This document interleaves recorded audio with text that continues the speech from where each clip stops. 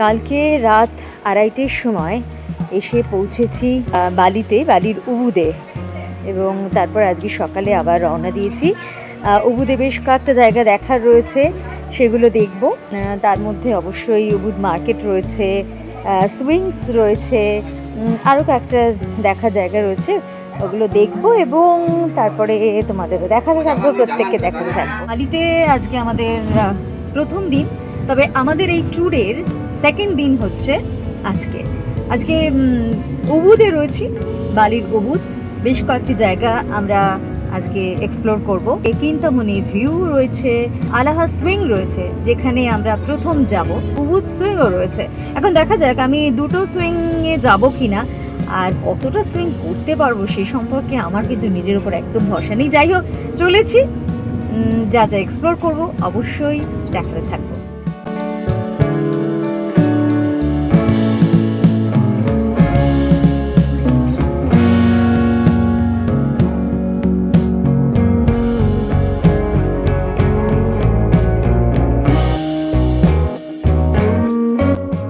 Swing করতে চলেছি।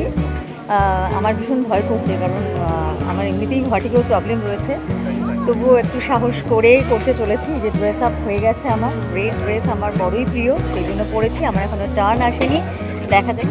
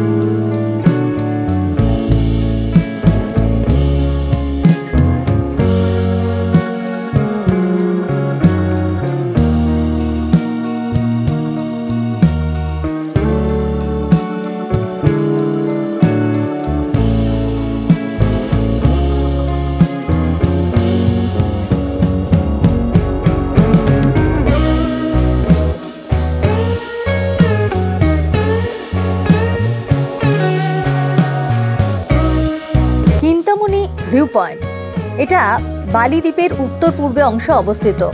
Mount বাতুর ক্যালাডেরার মধ্যে পড়ছে। মাউন্ট বাতুর বালির দ্বিতীয় সক্রিয় আগ্নেয়গিরির মধ্যে একটি। এছাড়াও দর্শনার্থীরা এখানে কিন্তু বাতুর হ্রদের দৃশ্য দেখতে পান, অর্থাৎ একদিকে ভলক্যানো, একদিকে হ্রদ, অপরদিকে পাহাড়। খুব সুন্দর একটা প্রাকৃতিক দৃশ্য রয়েছে। তাই ইন্দোনেশিয়া এলে এখানেও আসতে হবে এবং এক্সপ্লোর করতে হবে কিন্তামণি ভিউ পয়েন্ট থেকে বাতুর ভলক্যানো।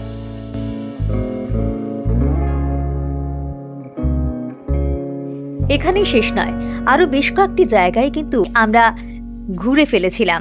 তার মধ্যে রাস্তায় যেতে যেতে প্রত্যেকটা বাড়িতে দেখছিলাম সুন্দর মন্দির রয়েছে। ঢুকে পড়েছিলাম একটি বাড়িতে এবং সেই মন্দিরের ছবিও আপনাদের সামনে আমরা তুলে ধরছি।